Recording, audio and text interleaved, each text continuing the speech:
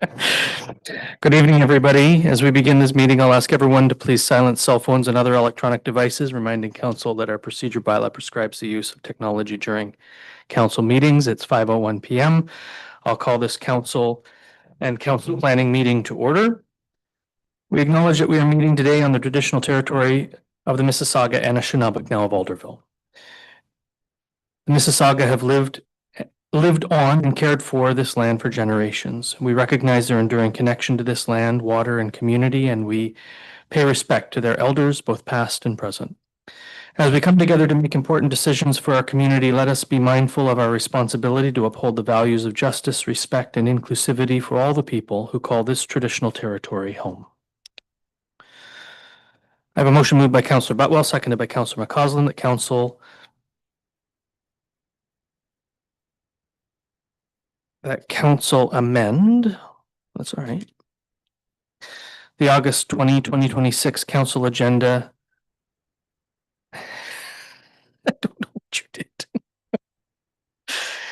That the council meeting of August 20th, 2026 be amended to remove delegation 1.1 from the agenda. Is there any discussion? Just to advise, the delegation could not appear because his spouse has taken ill. That's it. They will return. I suspect we will reschedule so that we can all see the pottery. Any discussion? Any further discussion? All in favor? Being none opposed, that motion's carried. And a motion moved by Councillor McCausland, seconded by Councillor Butwell, that council approve the August 20th, 2026 council agenda as amended. Is there any discussion? All in favor? There being none opposed, that motion's carried. Members of council, have you any declarations of pecuniary interest? And if so, please state the general nature thereof. Councillor McCausland. Yes, thank you, Mr. Mayor. And through you, I do have to declare for, item 12.2 as the applicants are family members. Thank you for that. Anyone else? Thank you.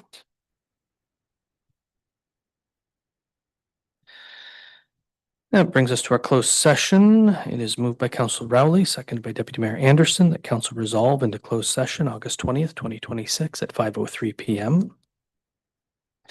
Pursuant to the Ontario Municipal Act, R.S.O. 2001 as amended, subsection 239(2)A, security of the property of the municipality or local board relating to cybersecurity and information technology systems.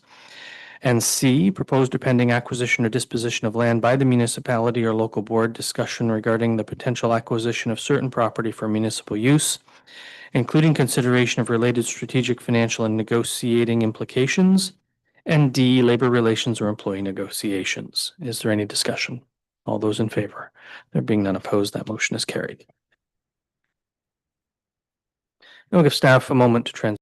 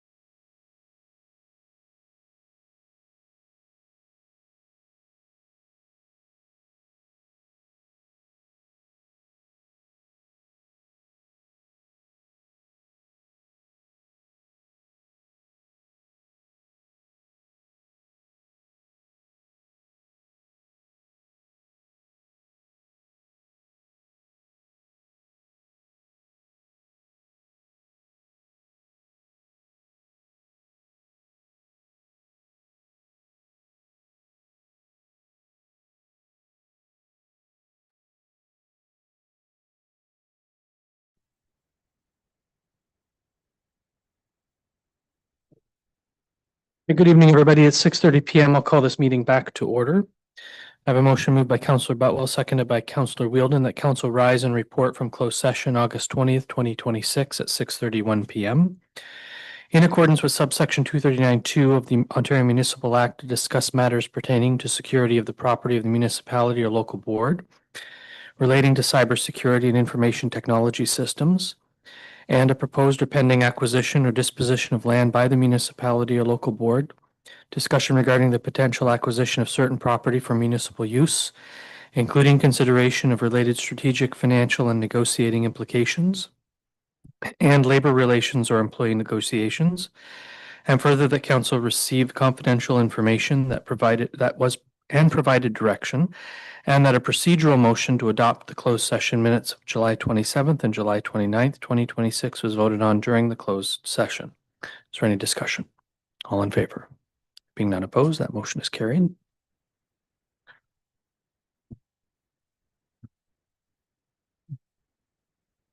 Are there any announcements? Councillor Wheeldon. Thank you, Mayor. I just wanted to thank everyone from the public who came out to the session last Wednesday evening at King Edward Park about the land banking initiative. Phenomenal to see people coming out and expressing their values and contributing to what will be, I think, maybe one of the central projects of the coming term. So thanks to everyone about that. And it's not too late to participate, folks. There will be more opportunity to engage on that project in particular. And please reach out to any of us if you have questions about it. It's a really exciting and important thing. Thank you for that. Councillor McCausland.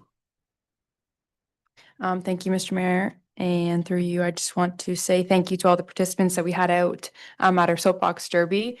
We kicked it off first year for the municipality running it as opposed to the Lions Club. And we had a lot of participants out, and also thank you to all of our sponsors. Without both of those parties, it would not be able to happen. And we had our great first responders there from firefighting and St. John's Ambulance, and our auxiliary officers there to see how fast the kids were going down the hill. So it was really fun, and hopefully it's better next year. Go ahead. Thank you. We did have the DBA there as well, taking photography and videography of the event. And I was just wondering if we could share that video. Do we have it available now? Yeah. Deputy Clerk, go ahead. Thank you. Way to sneak in a delegation hat.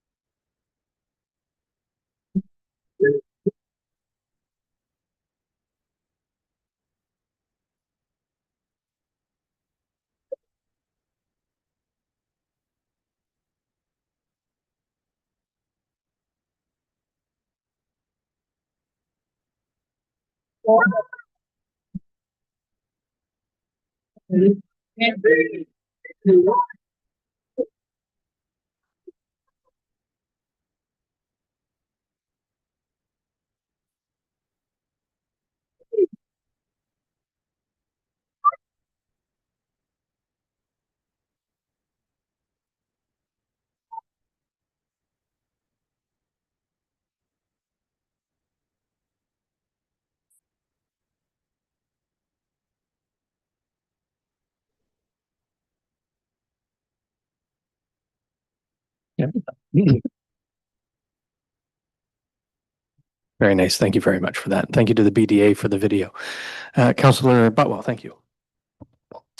That looks like tons of fun. So while the soapbox derby was going on, we were in the throes of the 10th annual Bridge Hospice indoor yard sale, 2-day sale loaded exclusively with Brighton residents' belongings that were then resold. 100% of the proceeds of that sale go to the Bridge Hospice. We brought in a moderately decent amount of $2,200 for the hospice. It was up from last year, but still our second lowest.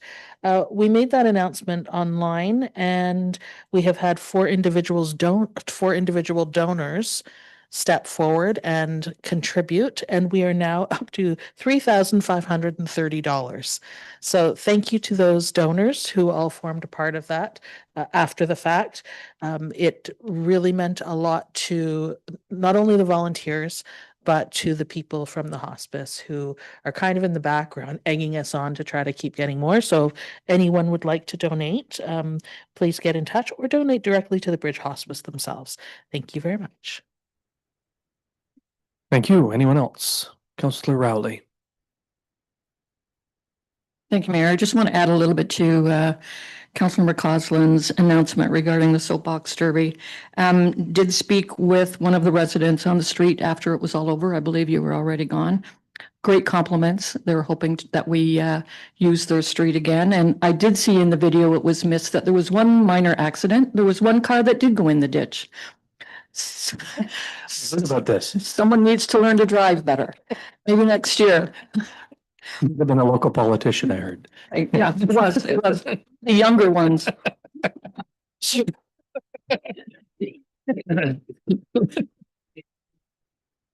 one there, Councillor. I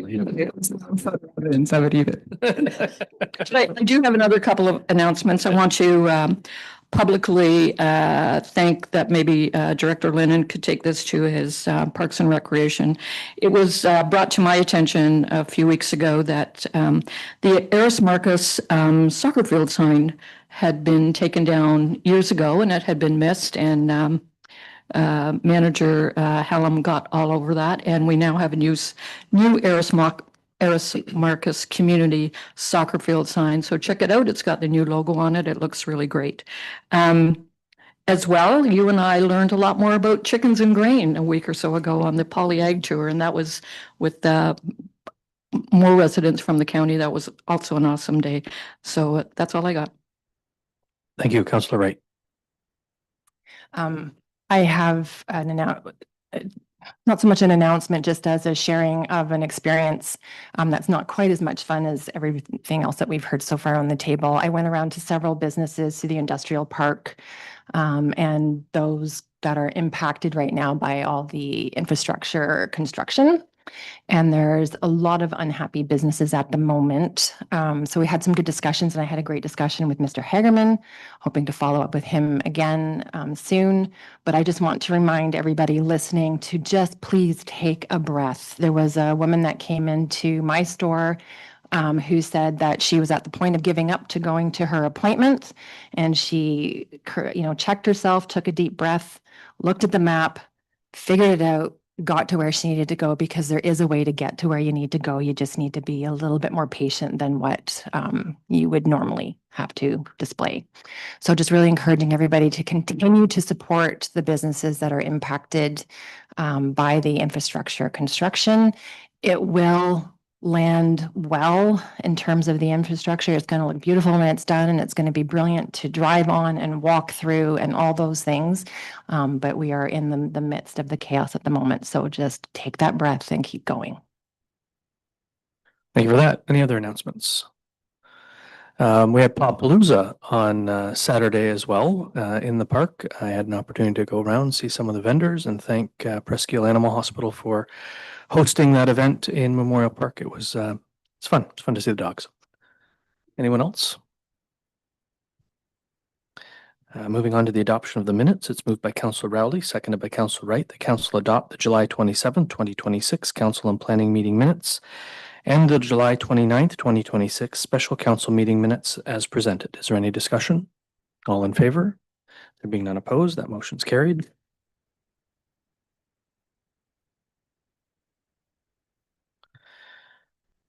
We have no public meeting on the agenda, but we do have a statutory public meeting for a planning issue coming up.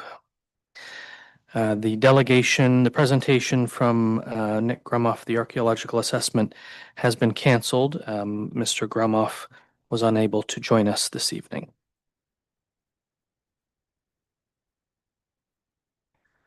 Brings us to citizens' comments. I saw one, Madam Clerk, but it was with regard to the delegation, so it's been withdrawn. Is there any others that you know of? Thank you.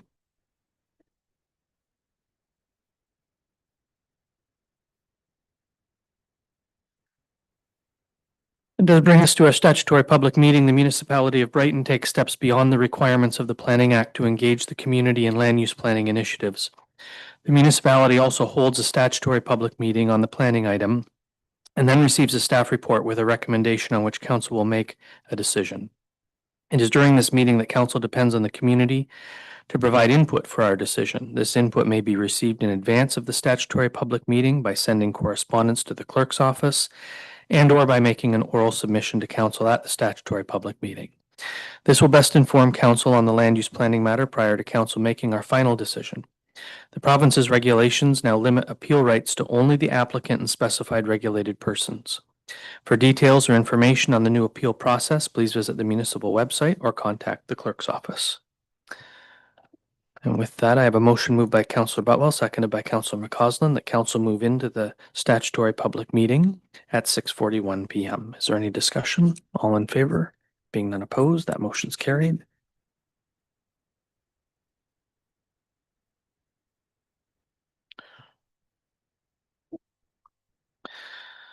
There's only one item in our statutory public meeting this evening. It's with regard to a proposed zoning bylaw amendment on 15064 Telephone Road. The owner is Break. The purpose of the meeting is to address requirements under the Planning Act for hosting a public meeting before council makes a decision and to obtain public input towards making any decision on the proposed zoning bylaw amendment. So Planner Britnell, by what method and on what date was notice of the application given? Through your worship, notice of zoning bylaw amendment application Z03-2026 was provided in compliance with the Planning Act with a public notice sign posted on the property on July 30th, 2026, as well as a notice of complete application and public meeting mailed to all landowners within 120 meters of the subject lands on the same day, July 30th, 2026. Notice was also circulated to all agencies as required under the Planning Act. Thank you, Planner Britnell. Would you please explain the purpose and reason for the subject application before council this evening? Through your worship, the purpose of subject zoning bylaw amendment application Z03-2026 is seeks to rezone the portion of the agriculture A zone and environmental protection EP zone into a rural residential zone, meaning the new lot with an existing dwelling. The subject lands are located at 1506 Telephone Road, and as previously seen, the subject lands were taken to council as part of a proposed consent B05-2026 on July 27th, 2026. Sorry, July 27th, 2026. Thank you. Under Section 53 of the Planning Act.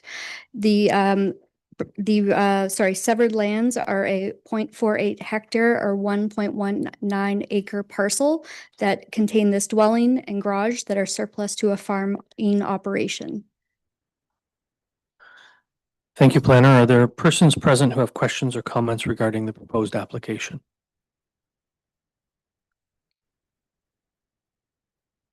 Any questions from members of council? Planner Britnell, any final comments?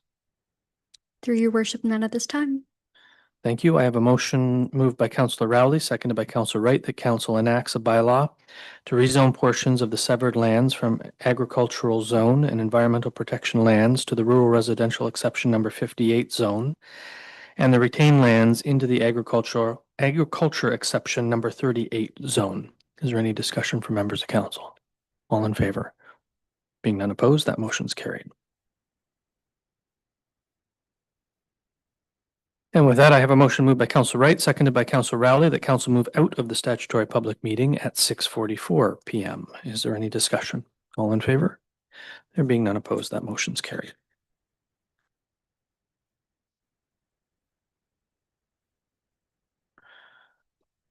Brings us to staff reports. The first report is the designation of an 1880 hops barn at the Codrington Community Centre. Manager Warren, we've read your report. Do you have anything to add or highlight, sir? Through you, Mr. Mayor, I will just say that the barn was a real priority of the Heritage Advisory Committee based on its importance to Brighton's cultural heritage, not just the structure itself, but also the importance of the hops industry in the second half of the 19th century. And And after we get the word from council, we will start to get some photos ready, and on the municipal website, you can expect to see a notice of intent to designate right in the next 2 weeks, probably. Thank you, Mr. Warren. I have a motion by Councillor Rowley, seconded by Deputy Mayor Anderson, that council endorse the Heritage Advisory Committee recommendation to prepare a formal notice of intention to designate the 1880 Hops Barn under Part 4 of the Heritage Act, and that council direct staff to post a notice of intention on the municipality's website for a period of 30 days in accordance with the notice requirements under the Ontario Heritage Act. Questions or comments from members of council? Councillor Rowley. Thank you, Mayor. Glad to see this happen. Will this by any chance, once this is done, will this kind of maybe tie up any kind of activities that can happen there in that barn because of the designation once it happens? Or I know there hasn't been a whole lot going on there yet, but certainly the vision is that sometimes to host activities and events in there. Will this change any of that? Through the chair, I don't think it would change it in any way, and I know it is certainly the intent of the advisory committee that it be used. Absolutely. We've set policy around that as well already for how it can and should be used, or how it may be used, how it may be rented or borrowed or whatever we want to, whatever word we want to say. Anything further on the motion? All in favor? There being none opposed, that motion's carried.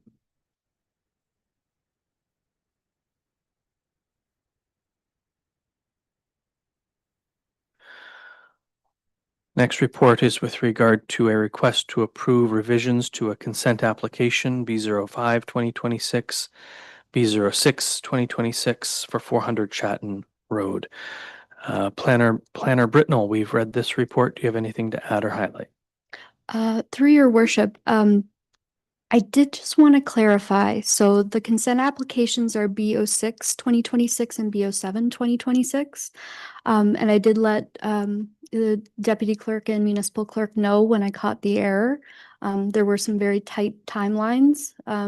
So I hope that that error in the title does not reflect how much work and time has been put into this to this staff report, and how much goodwill, let's say, between yourself, your worship, and the proponents, as well as planning staff, to give this file the proper consideration and demonstrate the appropriate size and appropriate zoning as discussed with county planning staff. So hopefully, very quickly, I'm summarizing what I see needs to be said. It's B07 2026 and B06 2026. So the motion before me, we need to change the notation of the consents to read B06 2026 and B07 2026. Is that correct? Yes, sir. Thank you. That's what I'm going to read. Councillor Botwell, you've signed this as the mover. Are you okay with that amendment? I am. That's why I starred them on your sheet. Very well. Thank you. I wondered where those asterisks came from. Thank you for that.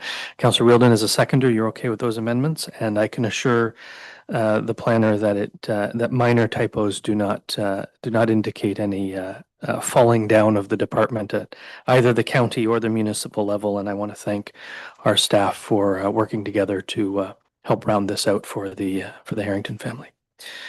The motion is moved by Councillor Botwell, seconded by Councillor Wheeldon, that council approve minor revisions to the previously approved consent applications B06 2026 and B07 2026 that would permit an extension of depth to the two residential lots to be created, and that council consider the revisions to be minor in nature without need for additional notice or service.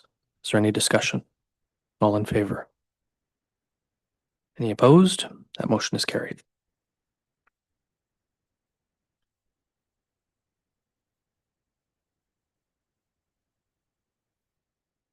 Next report is with regard to Community Grants and Aid Program. Treasurer Creamer, we've read your report. Do you have anything to add or highlight?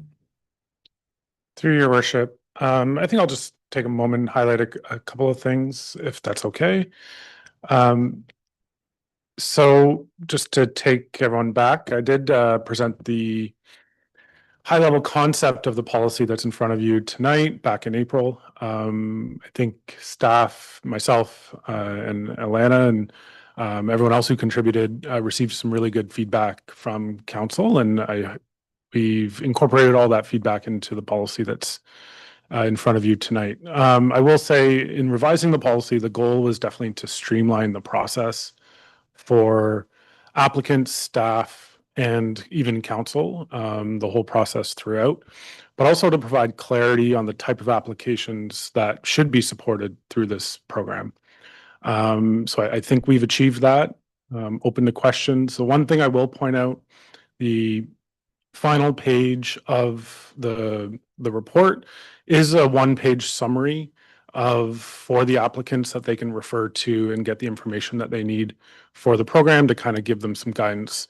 I will say the policy morphed a little bit from, as much as I think the policy does streamline and make the whole overall program more simple, the policy isn't necessarily a one-pager. So it does try to capture all the controls and everything in place that council wanted to see, but I think are also really effective and should be there for a program like this. Thank you, Mr. Treasurer. I have a motion moved by Councillor Butwell, seconded by Councillor Wheeldon, that council approve the revised community grants and aid policy attached as attachment 1, repealing and replacing policy FI 40 as amended June 4th, 2018, with the revised policy commencing with the next annual grant intake. Is there any discussion? Councillor Butwell. Thank you through you, Mr. Mayor, to Mr. Creamer. Thank you so much for this. I know it's been a long time coming. My seconder, coincidentally, we're next to each other, so we both signed it. This is something that we've discussed at length multiple years in a row, and having a process that is much more clear and, as you said, streamlined was definitely helpful from a practical standpoint for staff, for council, but also I think is a lot clearer and transparent for those that are applying it. There's a level of understanding that they can get simply by going through this process that they could not before necessarily. Thank you. Thank you, Councillor Wheeldon. Thank you, Mayor. I want to echo that and also add that the other great thing about this is that it also depoliticizes the process. We are responsible for the overall budget and for managing the public purse. But when we are making decisions about local nonprofits at this table and applying scrutiny to them, it was always something that felt awkward to me. And I'm sure it felt even more awkward to the nonprofits that we were discussing. And so I think this is a great step forward. And that last page that you pointed out, Mr. Creamer, is excellent. It's very clear and even welcoming. We definitely want people to want to apply for this. And so having a clear and open process like this, A+. Very good. Treasurer? Through your worship, just one more thing I actually did want to point out is just the timelines for the program, both this year and moving forward. This year, just given that it's just being approved and we want to make sure there's an opportunity for everyone to understand the new process. And also, we're going to be in the middle of an election. So this year we're aiming to get everything out on the website by September 1st. We're hopeful to do that. And we're going to be closing the applications on October 31st, with November being used as evaluations, follow-up, anything that needs to happen at that time, with a presentation to council on the results of anything that we've received in December. In the future, though, everything would be kind of moved up a month. So we'd use September to receive applications, October to review, November to present. I think this aligns well with the preferred budget schedule that we want to be using going forward. It'll feed right into it or be a part of it, but it will be somewhat separate. I know in the past, it's always been like on budget day, on budget presentation day. I think this is a little bit now, we've identified the amounts, the thresholds, and it's a little bit of a separate process on its own, but going in tandem with the budget. Thank you, Mr. Treasurer. Councillor Wright. Through you, Mr. Mayor, just wondering, will all past participants be given a heads up through email or letter mail, alerting them to the new process? Treasurer. Through your worship, yes, that's a good idea, and we'll make sure to do that. Thank you both. Councillor Rowley. Thank you, Mayor. Just wondering how it will affect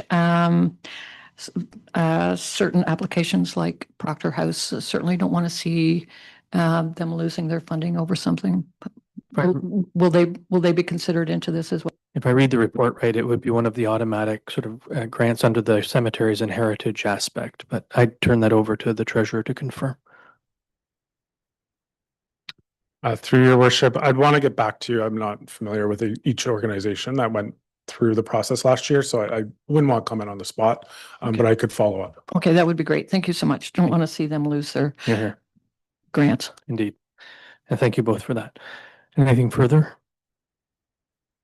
All in favor? Any opposed? That motion is carried.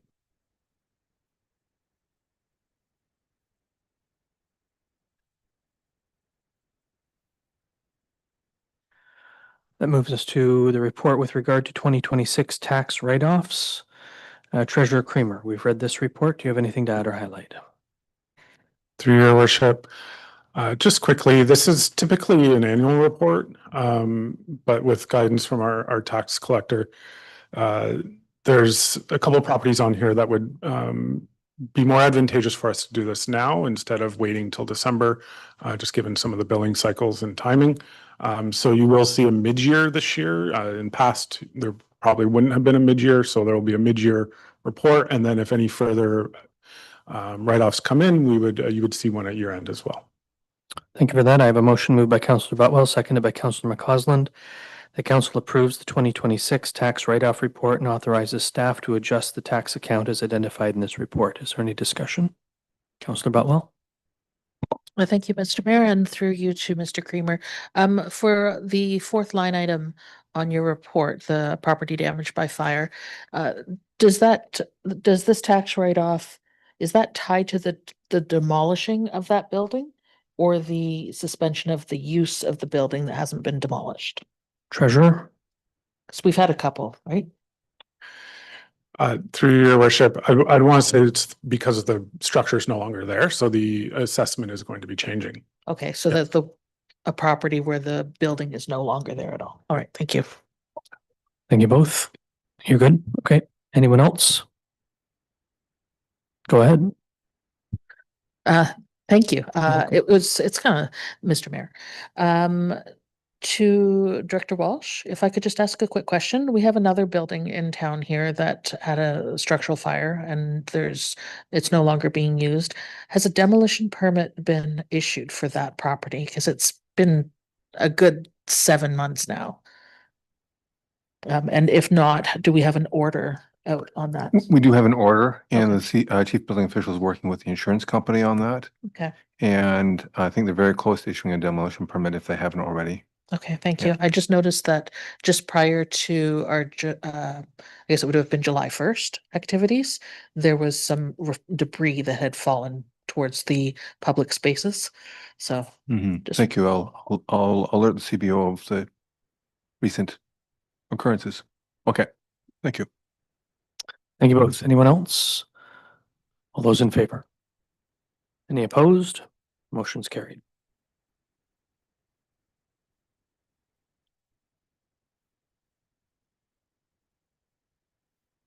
Our next report is with regard to PW 2026-07 Dundas Street Water Booster Station. Manager Gooding, we've read your report. Do you have anything to add or highlight? If I could, Mr. Mayor. Director Lennon. Yes. Thank you. And through you, just want to quickly summarize this report by saying this project was initiated in 2024 and the preliminary budget numbers were derived from market values and typical design criteria at that time. The report does detail the factors that impacted the final costs, primarily being the long-term care home servicing requirements. Council can expect that funding options for the balance of the project will be included in 2027 budget. And wanted to mention as well, this is a critical project for the long-term care home planned opening for 2027 and for future development planning. But staff are happy to answer any questions. Thank you for that. I have a motion moved by Councillor Rowley, seconded by Deputy Mayor Anderson, that Council award tender PW 2026-07 Dundas Street Water Booster Station to Peak Construction Group Limited in the amount of $2,046,190.08, inclusive of a 10% contingency and the expense portion of the HST. Is there any discussion? Councillor Wright. I think it's fair to say that none of us want to see any delays in this project. We all want to see the long-term care facility come on board. But I personally have a big question about where the remaining 1.27 million is going to be funded from. We're being asked to approve extra funding of no small amount. And I recognize that, timing is everything, and that that Omni wants to come on and open at their appropriate time. But I need to ask, where is this money going to come from? And I know it says in the budget, but we're being asked to approve it now, pre-budget, without a direct line to funds. And I think that question needs to be answered before we can approve anything. Treasurer. Through your worship, Councillor Wright, it's it's an awkward position to be in. And I wish I kind of had a better answer, in the sense of what it's going to require is some more evaluation. This project is technically 95% development charge eligible. The challenge is the development charge study was developed with a different cost, and it's not smaller. It's not an insignificantly less amount. So what it would require us to fully fund it from development charges would be an evaluation of the impact to the DC rate going forward. It'll require us to open up the bylaw, to do a public consultation. And so that's what we're going to have to look at going forward, if the development charges is the right tool going forward, and what that'll mean, how we're going to fund it, what kind of timing. There's also alternatives using the water rates. And I know in conversations with the manager of infrastructure, I know we've been funding a certain amount every year. And so as we look to 27, I think there's going to be an eye to maybe doing a little less infrastructure work in order to accommodate this project. We'll be able to look at debenture financing and spreading the cost over more years than just 27. So without the full picture of 27 of everything coming due and the development charge picture not in front of me, it's hard to say exactly what the solution is going to be. I'm confident that there is a solution and we will get there. But this is, in order for the project to move forward, we kind of have to approve it without that solution in front of us today. Follow-up. Yes, thank you. To you, Mr. Mayor. I'm not sure who's to answer this question. I did send some questions to Mr. Gooding earlier today, and the comment back, I'm just trying to find it here.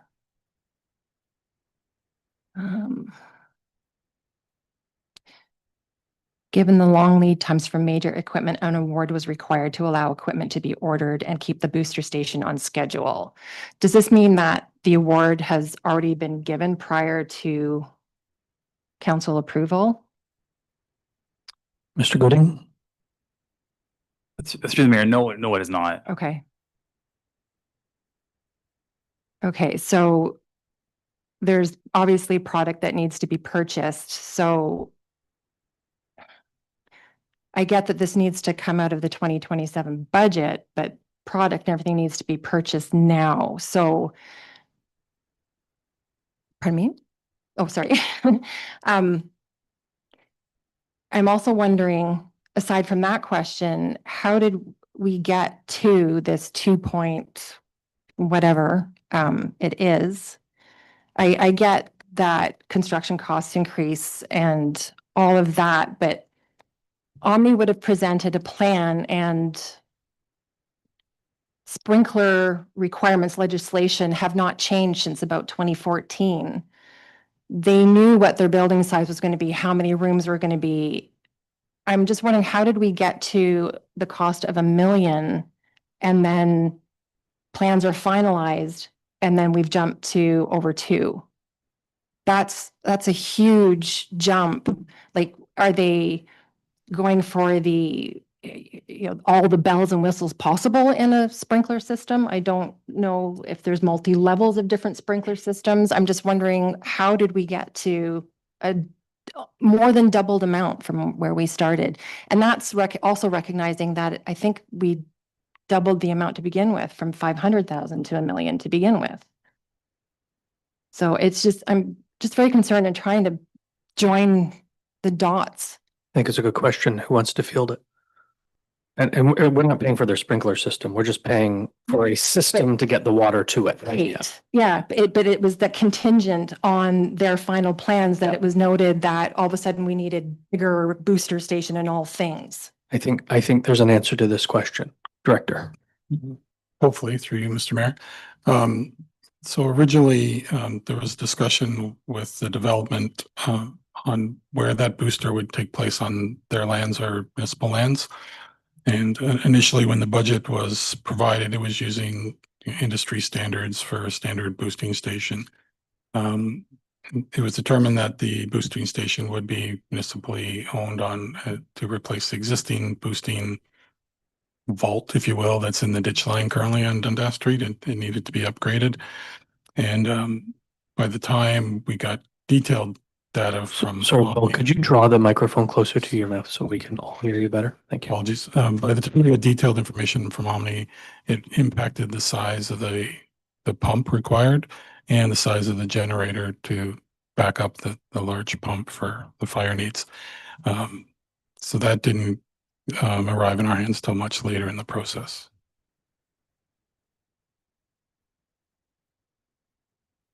Councillor Butwell. Thank you, Mr. Mayor. And then I suppose, Mr. Lennon, you're on tap right now. So by the time their final design came through, they then presented us with a different requirement than what we had proceeded on originally. So how come we as a municipality, the collective we, need to pay over $1 million for their, I don't want to say it's a mistake, but the lack of information flow. We had an original amount of 1 million, including the property acquisition. I calculate it. I think I ran the report. There was a 20% increase in the last, since 2025, 20% increase in cost of materials. I found it a little high, but okay, we're rounding up 20%. That brings me to 1.2 million. We're now being told we need $2.2 million to service this one player and their needs. My question, I suppose, and I don't know, Mr. Lennon, if you have this information, how do we, what tools are available to us as a municipality to recover those costs from the individual corporation that is requiring this increase in capacity and pressure? I think $1 million is a significant enough amount. Where was the breakdown in communication along the way? And how do we go about not being on the hook for their either change of plans, their in them increasing the scope or the requirements? Because the municipality proceeded based on what their needs were, and now their needs are in excess, and we have not budgeted for this, and I'm not comfortable.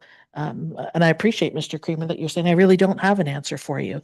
I would much rather that than blowing smoke and say we'll figure it out down the road, because it's $1 million. That's a 10%, well, 9% tax increase for the entire municipality. Well, actually, Right? No, I know I know it's user funded, but the users are going to be, at this point, the increased capacity and pressure is strictly for one player. And future development. And future development that's not actually there. Right. Yeah, That's why future development charges would come online as well to help pay for it. So I suppose the question I was going for, because there's another question in here, and I might as well just ask it now. We had the booster station down at Presqu'île. where the users wanted to tie into that and they had a higher usage fee. Have there been any discussions about recovering that from the people who actually require the additional servicing? So I will turn the floor over to you in a second, Mr. Lennon, but I do want to point out two things. We're not being asked to pay $2.2 million. It's 2.046, just to be clear about the number. Plus And it is 10% contingency. I get it, but it is the low bid. It's also the low bid. It's not like staff are saying, we need $2.2 million. The low bid is 2.046 with all the contingencies. Just, I don't want anyone to think that staff are doing something untoward here. They're providing us with the lowest bid. I actually think that staff is not the ones who made the error. Mr. So I Len- just put Mr. right up the Lennon, record. over to I you. think you guys did the best you could with what you had to work Also with. don't want the municipality to get in a strange liability situation by making comments about developers. So go ahead.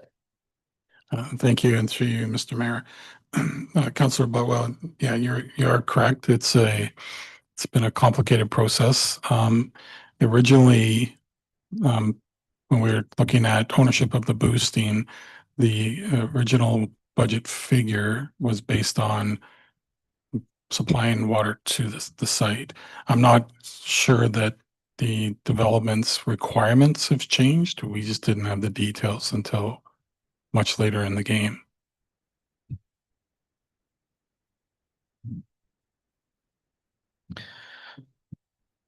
Do we know how much we've collected from this developer to build the 256 bed or whatever the number is, long-term care facility?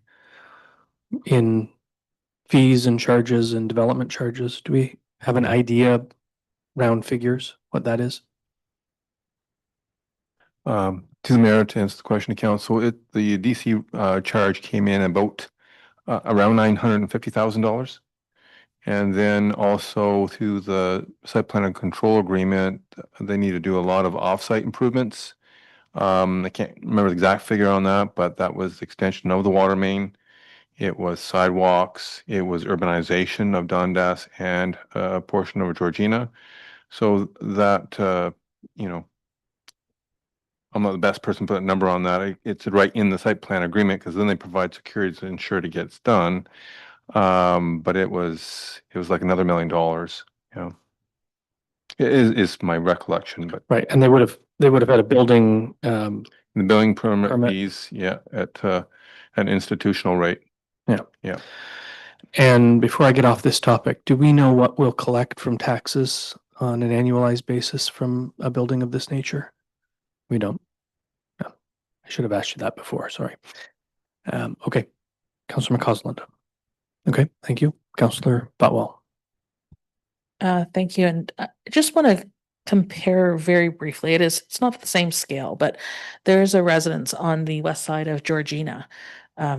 It's the most northerly residence on the west side, a newer home construction, and they wanted to bring natural gas up to their property line. They were told that by the municipality, it would have to be a larger pipe, I guess it is.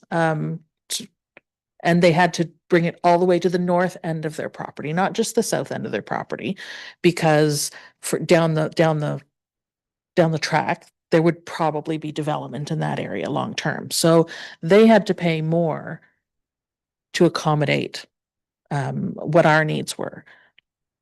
If the Omni Center requires more than what our regular offering might be, then to me, especially given the timeline conflicts that might have happened or the little bit of a not mess up in timeline, but the timeline issues that you experienced, I really feel like that this should not be on that this amount.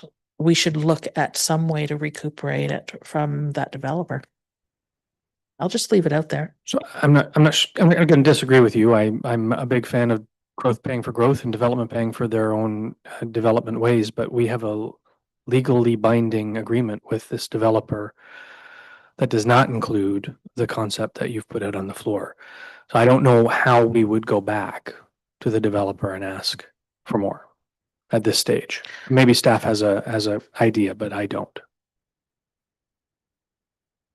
So if I could Since they're put, sitting on their hands, I'm going to say they don't. So go ahead, Councillor Butwell. um, what I am hearing is that we have an agreement that we'll just provide them what they need. They didn't necessarily tell us in a timely manner what it was they need. I'm dumbing it down. They didn't necessarily provide us with what they needed. And staff then came to us at council and said, you know, we need $1 million for this, when really, unknowingly, you should have asked for $1 or $2 million for it. Is that kind of how I'm understanding the $2.046 billion? And again, not because it's staff simply didn't know, right? Is that what I'm hearing has happened? I think that's the long and short of it. Councillor Wheeldon. Thank you, Mayor. I think it is important to acknowledge that insofar as, or even though Omni currently is the main beneficiary of this pumping station, it is designed to provide adequate water pressure for that entire part of the community as it develops. And so that's what the future development charges are for and things like that. Growth paying for growth doesn't mean that the first person there pays for everyone's growth. And so there was always going to be a scenario in which we would be paying out more for something than Omni was going to put up for this. That's the way that works. I don't know that there's an alternative to spending the money. And the question I always like to ask when we are going to spend money is, what's the cost of not spending this money? Because there's always a cost to not spend money. There's no free lunches here. I think the cost is we delay a significant long-term care facility in our community that I'm not willing to do. But I'd look to staff to see if there's a different cost. Through you, Mr. Mayor, that's correct. They're proceeding with their development and they have a target completion date, and to be operational, it's contingent on supplying adequate water for the building and for fire. And I suspect that if we don't go down this road, we would have to engage our solicitor at some point with their solicitor. And I'm not willing to go down that road either, because now $1 million becomes two real quick. Councillor Botwell. So much like Councillor Wheeldon, when these things come up, you go, how much is it and how are we going to pay for it? We know how much it is. We know that we are obligated to, at this point, proceed forward. So without an answer on how we're going to pay for this, I don't think we should be making this decision this evening. I think that I would very much like to find out what the plan is to how are we going to pay for an extra $1 million? Treasurer. 1.27 according to Councillor. Well, I mean, right. Mr. Treasurer. Through your worship. One thing I will note, if I look at the projected end of 2026 reserve balance for the water race itself, there is a projected 2.8, almost 2.9 million in that reserve. So it's not like there are zero funds to pull from. The complication in this project is the fact that it is development related. And so there will have to be a decision and analysis on what the impact to the development charge would be, whether or not we would ultimately recoup it, and the equity of that. I think that's the resulting conversation that's happening here. Through development charges, we can look at area specific charges, which would put in a charge for a specific area. But I'm not sure that that's the path that we would want to go down in this for this type of project or for this community. Every time I've seen area specific charges in other communities, it's been for larger areas and specific infrastructure needed that without that area couldn't develop. So there are some elements that meet that criteria, but I'm not sure on the scale it would meet the criteria. So this is all part of what we're going to look at. I think there is a safety net there in the reserve. And just that wouldn't be the targeted funds to pull from at this time. Maybe the answer is to say it's from reserves, I think, and then we could do further analysis. I mean, the funds are there, but not knowing the longer term impact that has on next year's capital, the year after, it's just not a recommendation. So we're kind of stuck in a place where we need this development, we need the approval to move forward on the development. But there's some balls up in the air on the finance side. I wouldn't say that there's no answer, but it's just the answer is not in front of us. But we have the money in the bank, so we could use the reserves if we needed to at the end of it all. But the recommendation or the information in the report suggests we deal with this through the 2027 budget, because there may be other mechanisms beyond the reserves that we can use and not drain our reserves. So if we were to provide direction to drain the reserves, that would be it. There would be no then further direction to staff to take another look at development charges. I suspect staff would do so anyway, because you're smart people and you want to keep the municipality whole. I get all of that. But what I don't want to do is have this council provide direction on where the money comes from, knowing that there's potential options available that won't drain those reserves. The good news I'm hearing is that it won't affect the rates and it won't affect those who are on the system.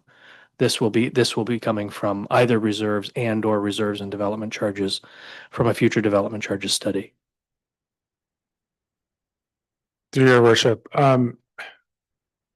short answer, yes. That's correct in terms of, I think the target will be development charges, because this is very much a development related project. But anytime any project grows in scale and then we have to pull from reserves, that prevents us from funding another project. So I don't want to say it doesn't impact rates at all, because ultimately it's coming from the same pot of money. Understood. Councillor Wright.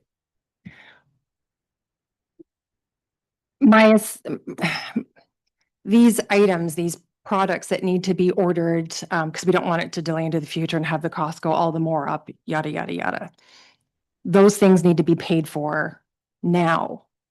So, like, am I understanding that correctly? Like, do we have like a 30-day, 90-day, 120-day leeway for the bill to come in and pay up?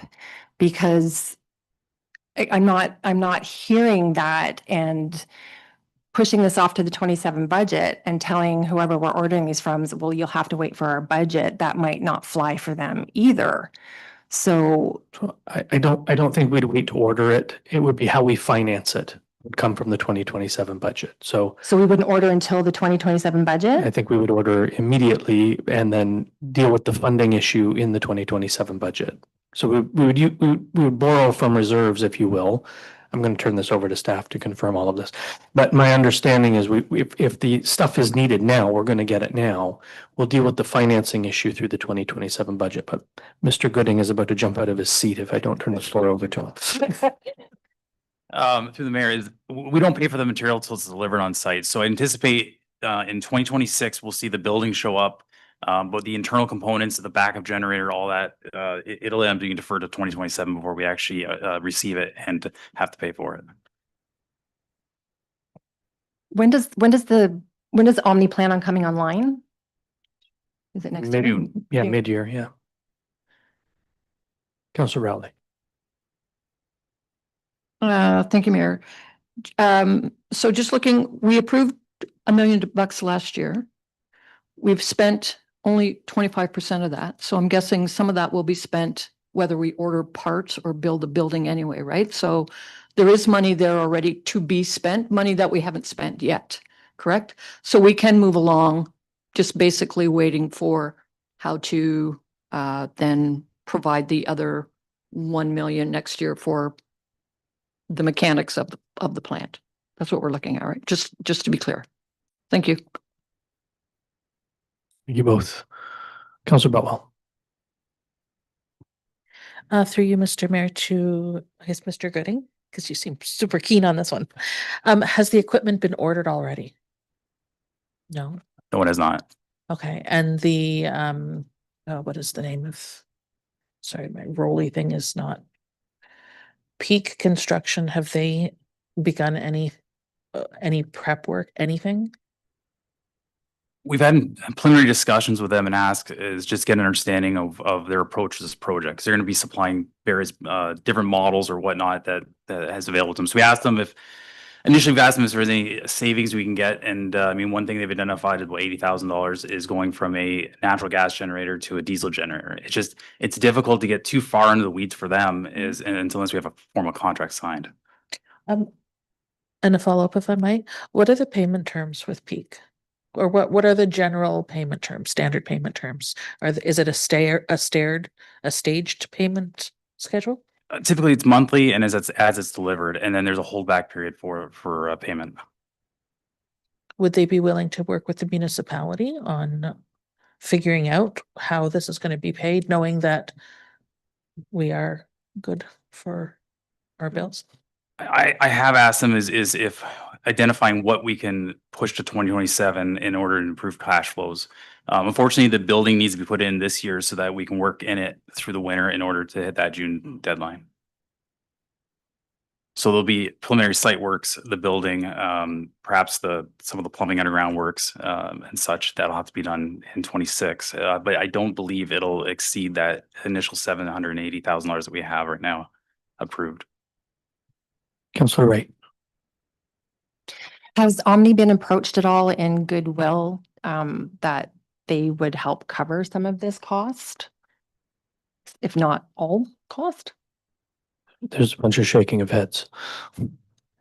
Thank you, through you, Mr. Mayor. No, no formal discussions have taken place with Omni at this time. What are the options there? I'm looking at Director Walsh. Through the Mayor Council, I think you've said it accurately earlier that we have that site plan agreement. It has the costing in it. That site plan agreement does say that we will install an upgraded water booster station because it had to be replaced anyway. It was failing. It fails multiple times a year commonly. So I don't think there's a lot of options going forward, as I think you've described earlier.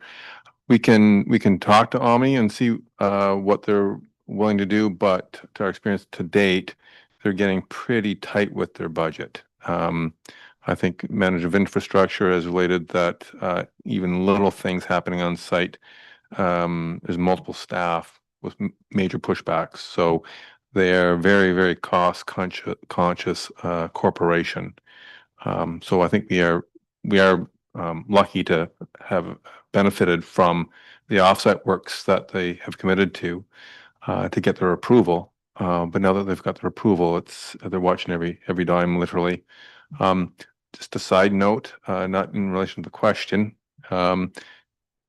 very quick calculation on the water utilities that they will be giving from a 256 bed long-term care home with a 3,000 square foot commercial kitchen and a corresponding laundromat. It is about 300,000 in water utilities over about 10 years. It's not adjusted for inflation. Thank you for that. Yeah. Councillor Boutwell. Through you, Director Walsh, much as they are cost conscious and careful with how they spend their money, so should we be cost conscious and be careful about how we spend our taxpayers' money. This is not taxpayer money. No, I know. You cut in. Recognizing that is user pay.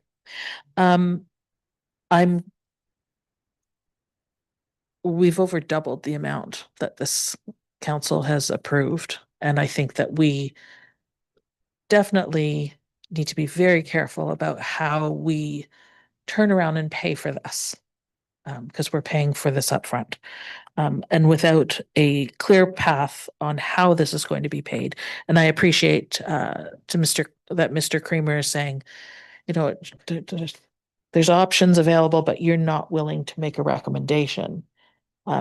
You and I are both financially a little bit cautious, I think. I am not comfortable making this decision at this point to be in favor of this. Not that I don't want this facility to be up and servicing the people of our area.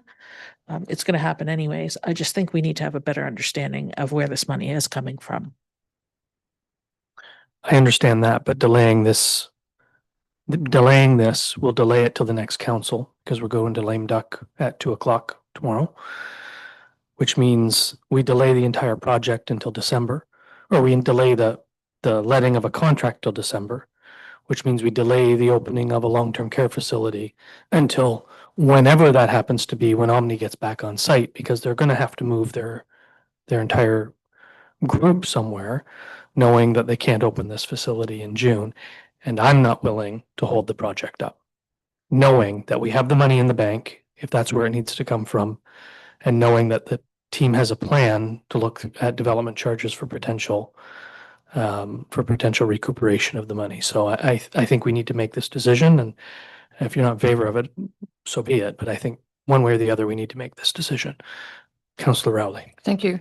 A point that you brought up, Director Walsh, that we would have been making improvements to this pumping station anyway, correct? As far as we would have already been investing some of our own money regardless of whether Omni was going up there. So the Mayor and Council, Councillor, yes, we would be needing to make that correction. The water services folks indicated that it was failing on a regular basis, and so, and it's on Dundas Street, which is a collector road. Regina is a collector road.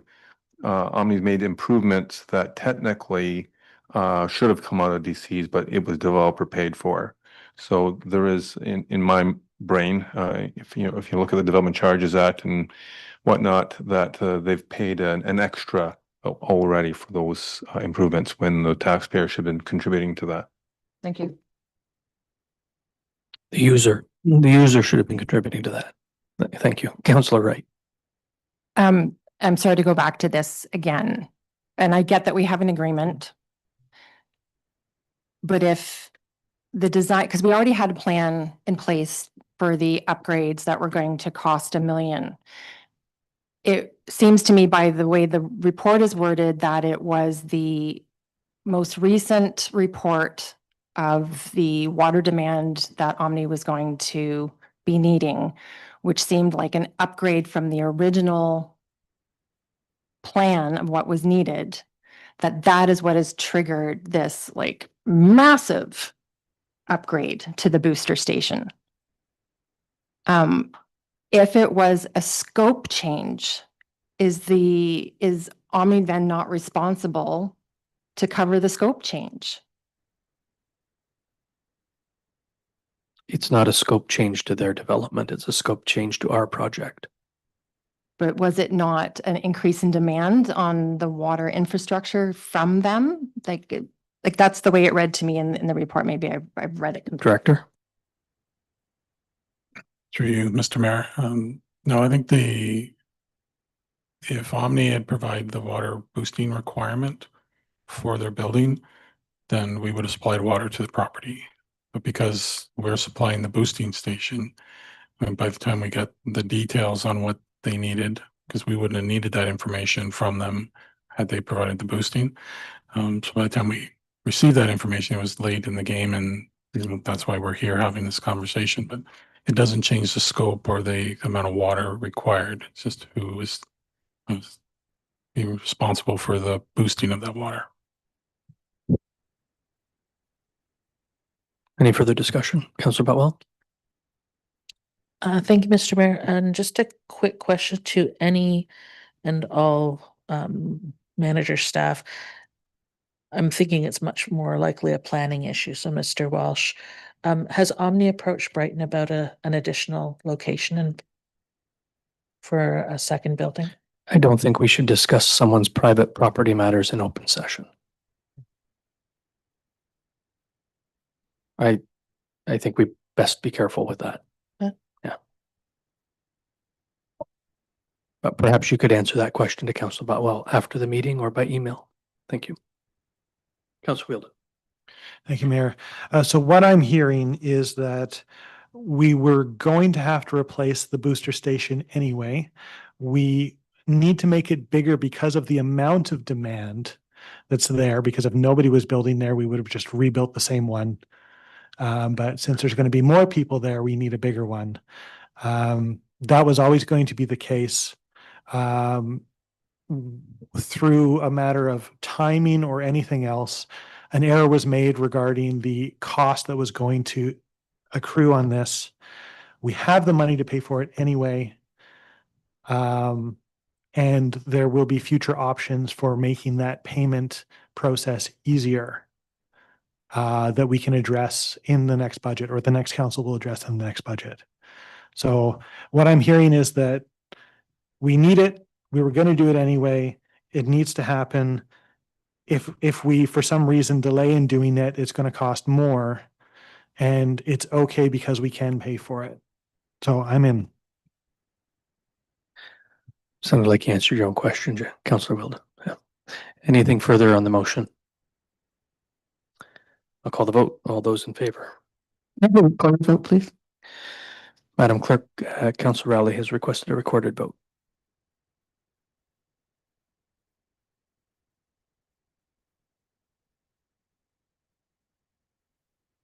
Councillor Emily Rowley.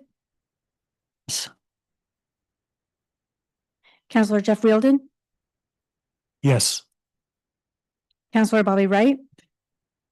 No. Deputy Mayor Ron Anderson. Yes. Councillor Ann Butwell. No. Councillor Hannah McCausland. Yes. Mayor Brian Ostrander. Yes. And that's carried.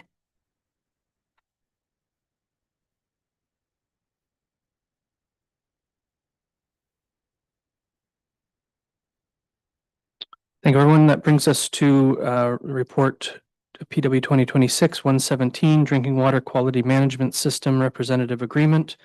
Director Lennon, we've read your report. Do you have anything to add or highlight? Yes, just quickly, Mr. Mayor, this is essentially a renewal of an agreement for drinking water quality management services. Thank you. Thank you for that. I have a motion moved by Councillor Butwell, seconded by Councillor Wielden, that Council receive the staff report regarding the requirement for a drinking water quality management system representative, and that Council authorize the mayor and the clerk to enter into a multi-year agreement with Patricia Scopolanios. Is that about right? Patricia, I'm sorry.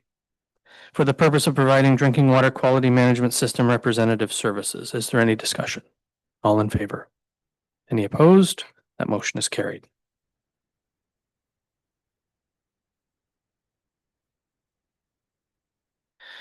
Next report is with regard to amendment to the procedural bylaw 051-2024 respecting religious observances at council and committee meetings. Madam Clerk, we've read your report.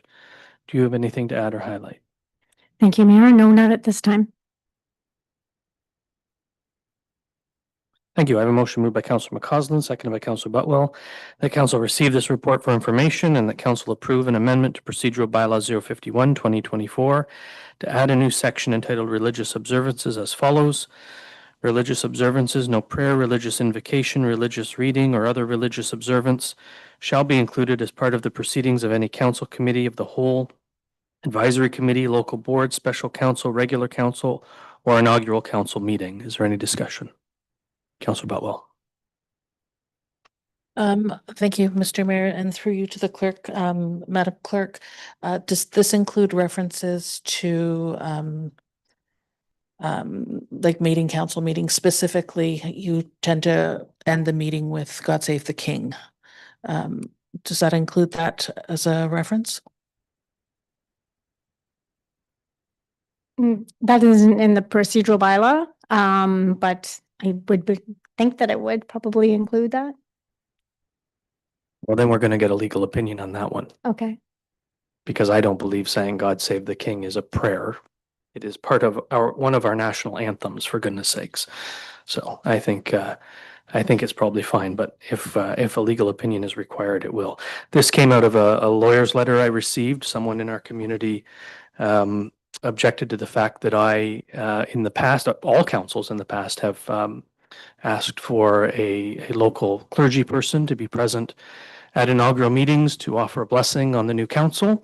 I continued that tradition in the last 2 terms, and I received a lawyer's letter saying that the 2015 Supreme Court ruling prevents that from happening. So we have done a little research. It seems that that is correct. So we're just adding, I think we've added inaugural council meetings to this to ensure that no future mayor does anything silly like pray at a council meeting. Is there anything further from members of council? I'm gonna shut up. Do you have something to say? All in favor? Any opposed? That motion's carried.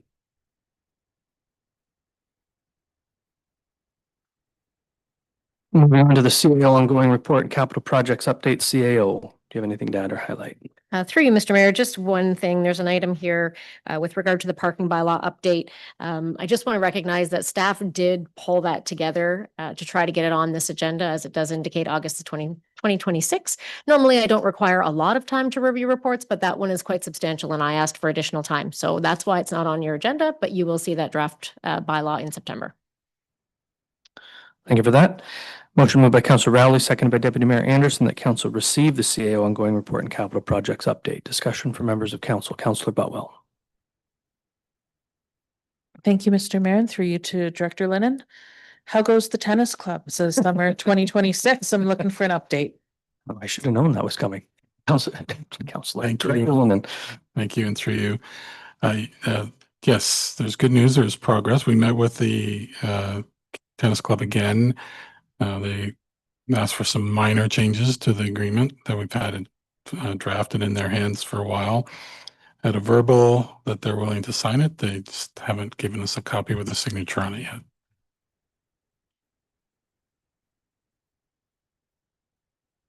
Thank you. Anything further from members of council? All those in favor of the motion? Any opposed? Motion is carried.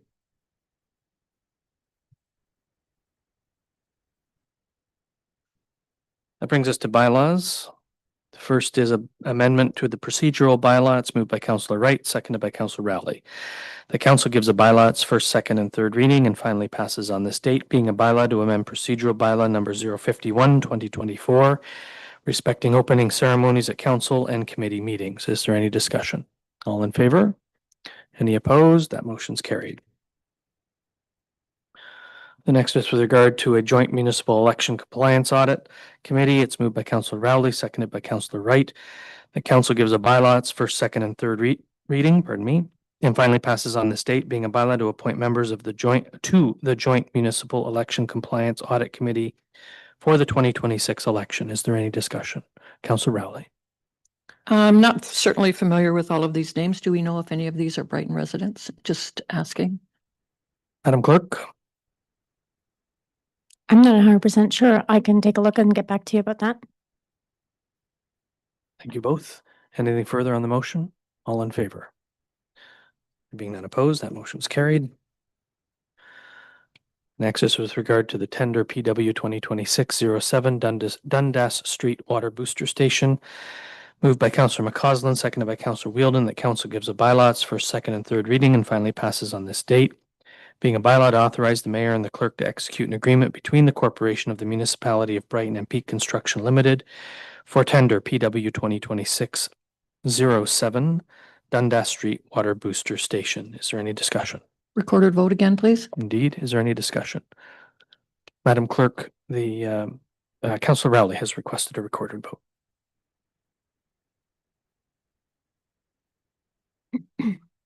Councillor Emily Rowley, Yes. Councillor Jeff Wheeldon, Yes. Councillor Bobby Wright, No. Deputy Mayor Ron Anderson, Yes. Councillor Ann Butwell, No. Councillor Hannah McCausland, Yes. Mayor Brian Ostrander, Yes.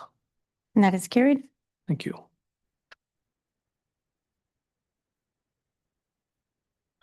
Next is a bylaw with regard to zoning of 15064 Telephone Road. It's moved by Councillor Wright, seconded by Councillor Rowley.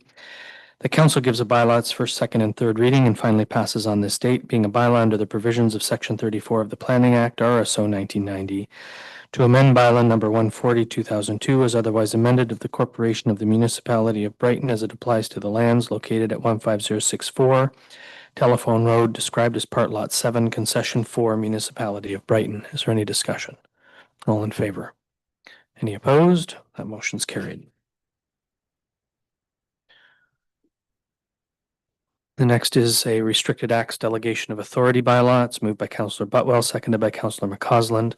That council gives a bylaw its first, second, and third reading and finally passes on this date, being a bylaw to authorize delegated authority during the restricted acts period 2026 municipal election, commonly known as lame duck. Is there any discussion? All in favor? Being none opposed, that motion's carried. Next is the appointment of a deputy clerk. It's moved by Councillor Rowley, seconded by Councillor Wright. The council gives a bylaw its first, second, and third reading and finally passes on this date, being a bylaw to appoint a deputy clerk for the corporation of the municipality of Brighton. Is there any discussion? All those in favor? There being none opposed, that motion's carried. We have no reports or minutes of advisory committees of council or review teams. We have no reports or minutes of statutory committees, boards, or external agencies. We have nothing listed under correspondence, direction items, endorsements, communications, or petitions. We have one item, I think, under FYI correspondence. It's a letter from the Ministry of Citizenship and Multiculturalism. It's moved by Councillor Butwell, seconded by Councillor Wheeldon, that council received for information the letter from the Ministry of Citizenship and Multiculturalism dated August 6th regarding the deadline for designating non-designated heritage properties on municipal heritage registers. Is there any discussion? Councillor Wright. Yes, thank you, Mr. Mayor. I was hoping that, I think it's Mr. Walsh that should comment on this maybe. And it's not a comment on the Heritage Committee's ability or inability to get stuff done, but I'm just commenting more on the extended deadline of this to get houses designated. How many have we actually managed to designate in the time frame that we were given? Director.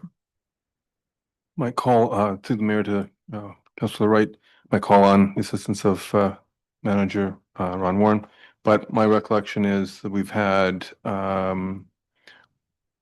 one attempt, but the landowner then objected and we didn't follow through on it. And we have the hops barn. And that's about it.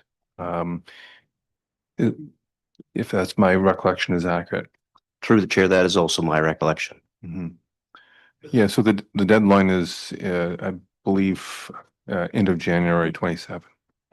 And the Heritage Advisory Committee is aware of this and doing what they can to move it forward, correct? To the mayor and council, yes, and it's been helpful to have a change of policy that we can initiate the designation process by having the committee contact the landowner directly before commencing all the work. Yeah. Thank you for that. Anything further for members of council? All in favor? There being none opposed, that motion is carried. Brings us to question period. Is there anyone in the gallery that has a question that with anything that appeared on tonight's agenda? Mr. Smith.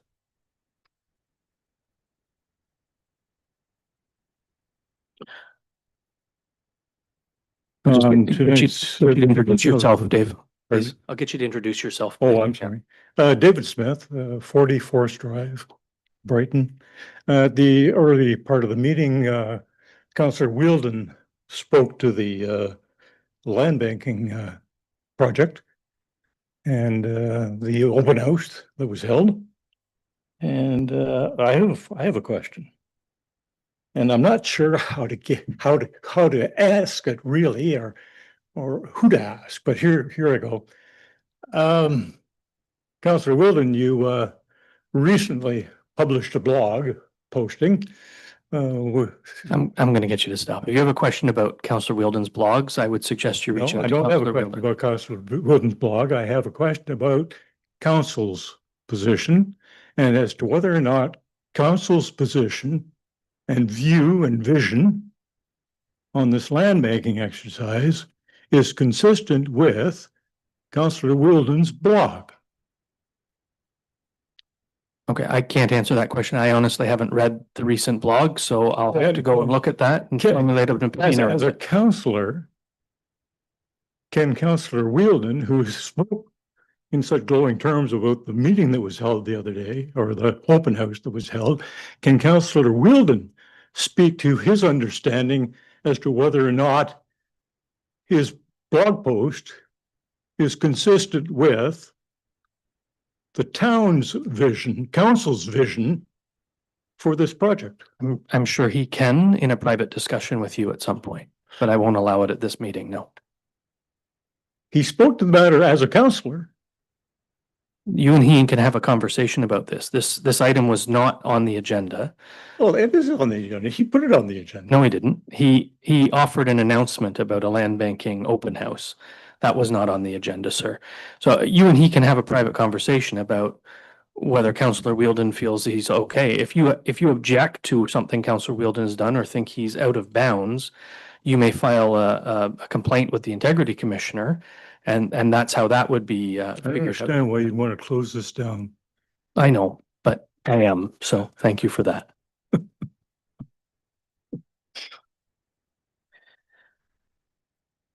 That brings us to our confirmatory bylaw. It's moved by Councillor Rowley, seconded by Deputy Mayor Anderson, that council gives, sorry, I should ask, is there anyone else in the gallery who has a question with anything that appeared on tonight's agenda? It's moved by Councillor Rowley, seconded by Deputy Mayor Anderson, that council gives a bylaw its first, second, and third reading and finally passes on this date, being a bylaw to confirm the proceedings of the Corporation of the Municipality of Brighton Council meeting held on August 20th, 2026. Is there any discussion? All in favor? Being none opposed, that motion's carried. And finally, a motion moved by Councillor McCausland, seconded by Councillor Butwell, that the August 20th, 2026 council meeting adjourn at 7:51 p.m. Is there any discussion? All those in favor? There being none opposed, that motion's carried. Leaving here tonight, let us continue to serve our community as we stand united, strong, and maybe tariff-free. And may God save the King. Good night, everybody.